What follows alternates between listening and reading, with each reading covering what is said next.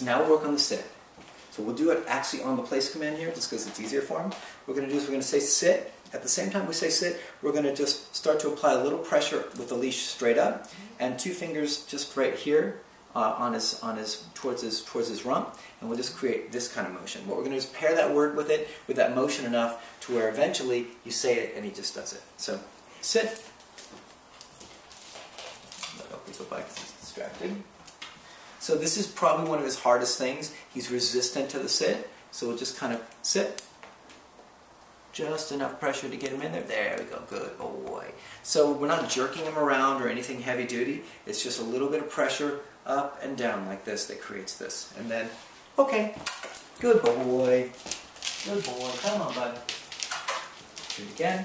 Place. Good boy. Around this way. So you can see. Sit. Good. Hardly any pressure that time. Much easier. And you'll notice as you practice with him, it'll get easier and easier, and then you won't have to use the fingers. And then it'll just be a little leash pressure like this. And then you keep practicing, and then the leash pressure doesn't even need to happen. And then you just say sit, and he starts to give you this. So he's just at the beginning, so we're kind of still moving at a slow pace for him. Okay. Come on, bud. Come on. Good. Oh, boy. Good boy. Come on. No, we're not laying down. Come on. Place. Good. Sit. No. So I'm going to just, there you go. So when he went to down automatically, that's not what I asked him to do. So you might say, well, he's laying down. No, we're really asking for a specific thing here. We're not trying to be hard on him, but otherwise the communication gets fuzzy. So when he did that, all I did is I grabbed the other collar, not his prong collar, because I don't want to put too much pressure here. Grabbed this, and I just lifted him up, and his feet naturally came down underneath him like that. And then, good. Just let him know that's exactly what I want. Okay, come on, bud.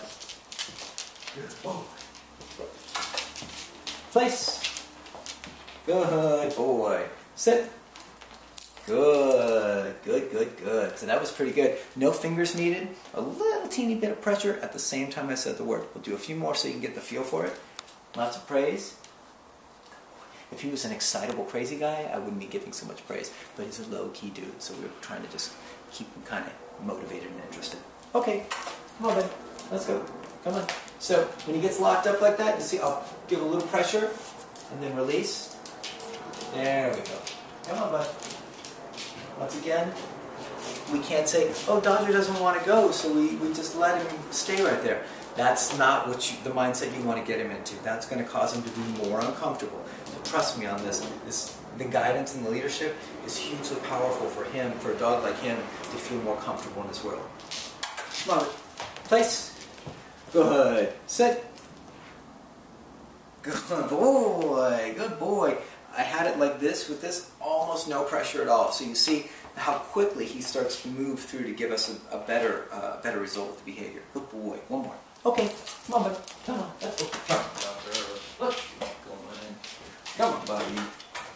Place. Good. Sit. So he's locked up. Keep the pressure with the hand up. And then just a little bit there. There we go. Good boy. Good. So, he's a bit of a solemn dude, which is okay. We'll just kind of work with him, and he'll eventually start to get more relaxed and a little more fun-loving. And, you know, out on the walk, he's got a little bit more pep in his step. But he doesn't have a lot of familiarity with doing this stuff, so it's kind of new for him. So now we're going to do the down. The down is real simple. It's just leash pressure straight down. I gave the command, little leash pressure. We've already done this, so he's got familiarity with it. I'll wait till Oakley's inside so he's not distracted. So, down. A little bit of leash pressure. Down. Good. As soon as you'll see the theme running through here is that as soon as he does the sit, right, so leash pressure up, as soon as his butt hits the ground, leash pressure goes away. That's the conversation. Instantly telling him, I like what you did. Same thing happens here. I say down, leash pressure down, nice and slow and consistent. Oh, he finally lays down, leash pressure goes away instantly. That tells him, I like what you did. So we're having a conversation through the leash.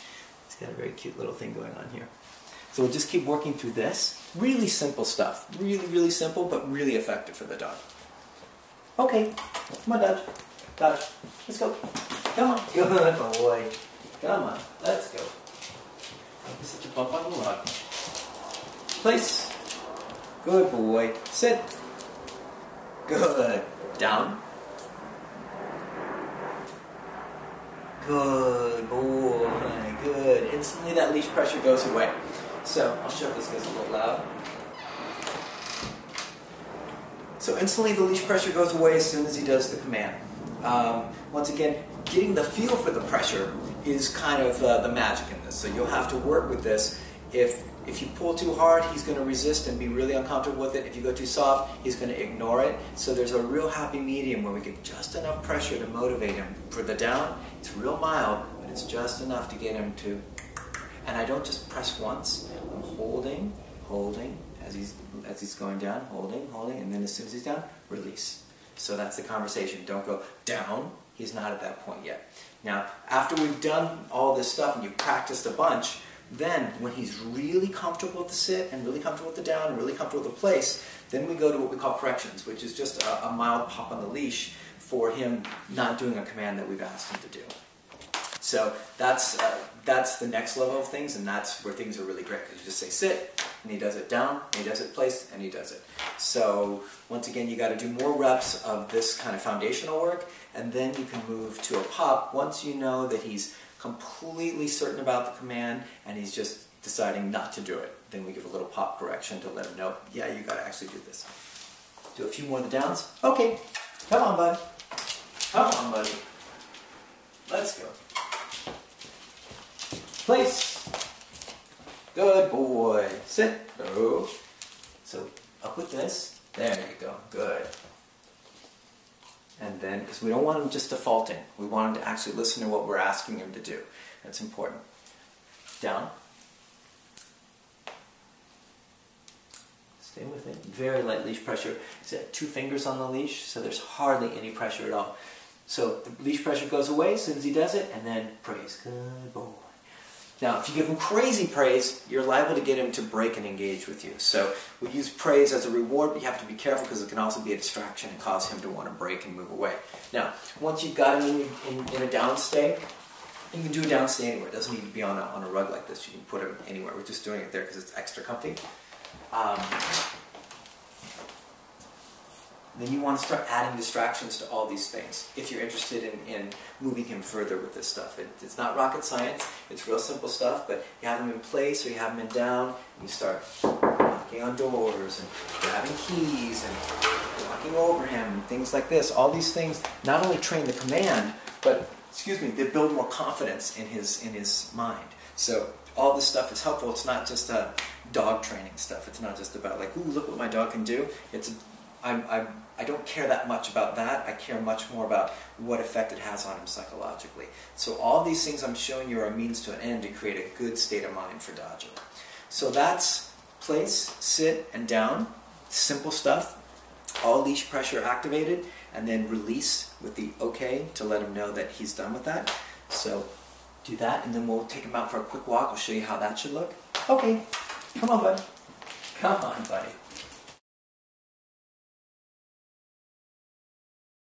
So, say we're going for a walk. We got our leash and prong collar already on. Bring him up to the door. Simple stuff once again, but valuable, important stuff for Dodger's state of mind, for him to behave well, for him to feel more confident in the world. So you bring him up, Dodger. Come on, buddy. Come on. Dodger. Dodger. Come on. Bring him like this. Open the door. And then, okay. So the release just lets him know he's free to move through the door. You don't want him just busting through there. That's bad habit, and that bad habit isn't just annoying and jarring and can knock you off your feet. It's also a bad habit what it creates psychologically for him. Once again, that's what we're more interested in. Yep. I give him the heel command. That means walk with me. And technically, you can use the heel or OK as you move through thresholds. It's really up to you. But he's not allowed to move through here. So as soon as he started to go, do you see that little pop on the leash? Tiny little conversation that just says, nope, you're not going yet. But I don't want to hold him back. Holding him back doesn't cause Dodger to make any decisions. it just causes Dodger to be restrained physically. That's not what we want. We want Dodger to go, oh, I'm not allowed to move yet. Cool. So I popped, and then I relaxed the leash. So I gave him the information, then I gave him an opportunity to make the decision. Oh, right, Sean doesn't want me to move yet. So then, okay. Good boy. Yep. You can have him walk with you on either side. Left side, right side, I don't care. You can switch him back and forth. I just want him switching back and forth on his own. So the walk is a really, really important part of your life together. So it's much more about relationship and training than it is just about like, oh, let's just go for a stroll and see what Dodger wants to do. So he's going to have fun time and he's going to have free time to do his thing, but it's also valuable time. So don't lose this opportunity of helping him feel more comfortable. Once again, he's in a world that certain things make him unsure. The more information you give him, the more you tell him, walk with me like this. It's not pee-pee time, it's not sniff time. And the more you influence him, if he sees something that he's not sure about, he looks at somebody or stroller goes by or who knows what, that might make him unsure for a second, that's your job to say, hey, knock it off, little pop on the leash for fixating on something that he's uncomfortable with. So the more I tell him what to do on the walk, the more he feels safe and comfortable in this world. The less I tell him, the more he just feels in a bubble on his own, right? So if you can picture that, if I just let him walk willy-nilly and then something comes down the street that he's unsure about, well, if we haven't built a relationship where he leans on me emotionally, then he's just going to react. He's going to see that thing, he's going to react, and he's going to feel uncomfortable, and he's going to feel that no one's there to help him work through that. But with this type of relationship training that I'm showing you guys, he actually learns that, oh, he can depend on me to let him know how to feel about things. So it's much more about psychological benefit than it is about dog training per se.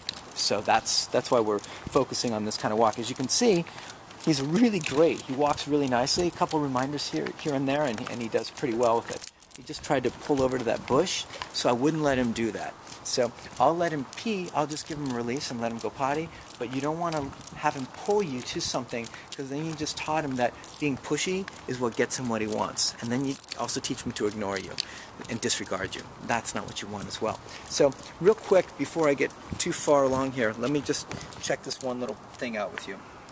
So when you grab the leash, you can grab it like this. Some people like to two-hand it like this. That's great. But don't grab it like this. That much slack in the leash is going to cause him to disengage from you and get in trouble and like start sniffing around and just kind of just disconnect. So what I do is I grab the leash like this, nice and short. It's not tight, but it's not like this. So you can do it one hand, like this. Now my arm hangs down nice and loose. Tiny little bit of play. So if I need to give him any communication through the leash, I barely have to move my arm at all. Nice, easy breezy communication between me and Dodger. Same thing can be done like this. Once again, just monitor this space between here and your hand. That's the important stuff. If it's like this, you've got too much. If it's like this, you've got too little. So if we're two-handing it, it would be kind of like that. And then just walk, relax. Let your arm move back and forth. His job is to walk right next to you, at your side, at your pace. Once again, this isn't oppressing his dogginess. This isn't not allowing him to have a good time or any of that stuff. What it's actually doing is freeing him up to feel more comfortable in the world. I'll give him time to do all the other stuff, and I'll show you in a second how that looks. But it's going to be on my release, not just Dodger doing it on his own. So let's walk a little bit more. I'll get on this side so you can film it. So I'm going to use the one-handed thing because that's just what I feel comfortable with.